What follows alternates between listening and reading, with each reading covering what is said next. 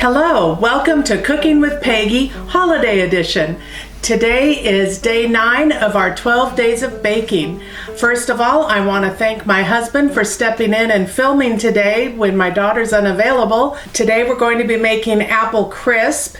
Yesterday we made M&M bar cookies, and today our apple crisp is an old family favorite that is handed down from my mother.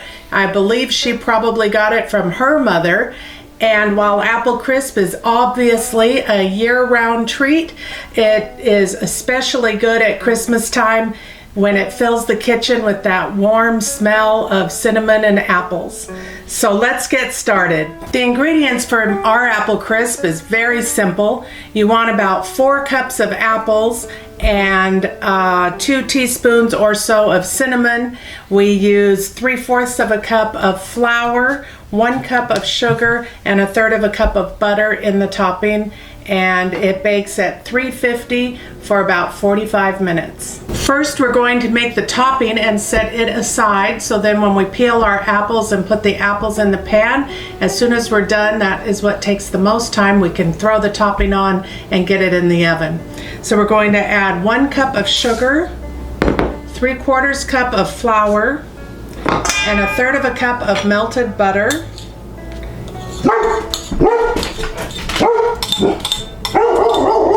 I must be getting another Amazon delivery. It is that time of year, isn't it?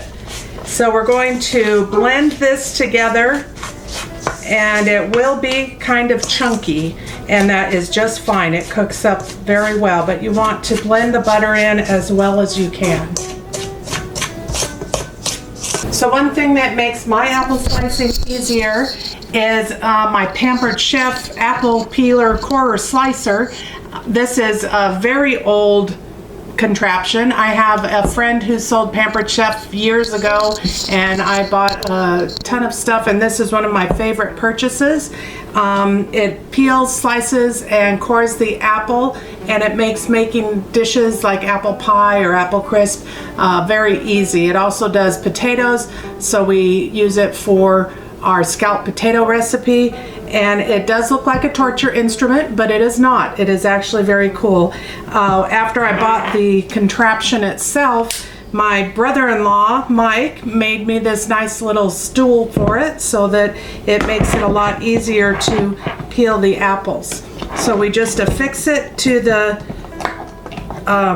stand here, and then we put the apple,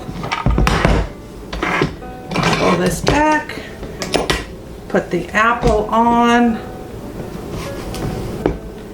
push this up, and turn the wheel, and it starts peeling and slicing right away. There we go.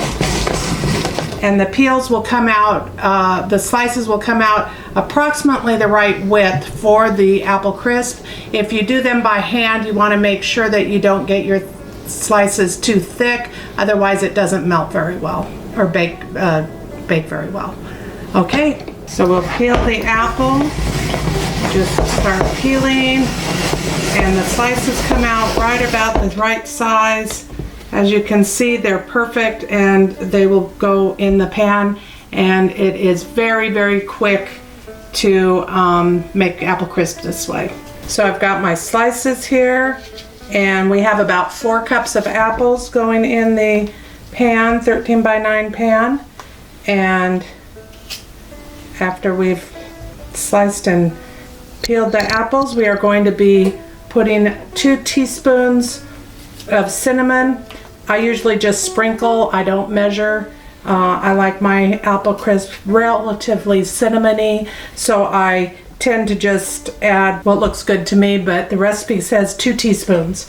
So there you go. And here we go, rest of the apples on here. And we're ready for the cinnamon. We will just be sprinkling the cinnamon on top until it looks good.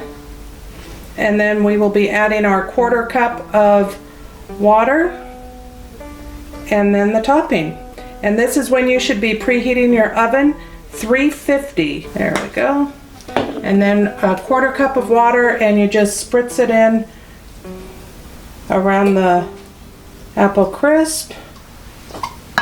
We pour our topping on top and spread it out, patting it down, mixing it up.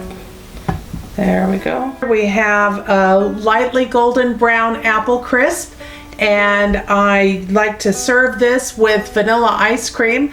We don't have any vanilla ice cream at the moment, so when I get back from the grocery store, we're going to have apple crisp for our dessert tonight. But in the meantime, this is how it turned out, and I hope you enjoy.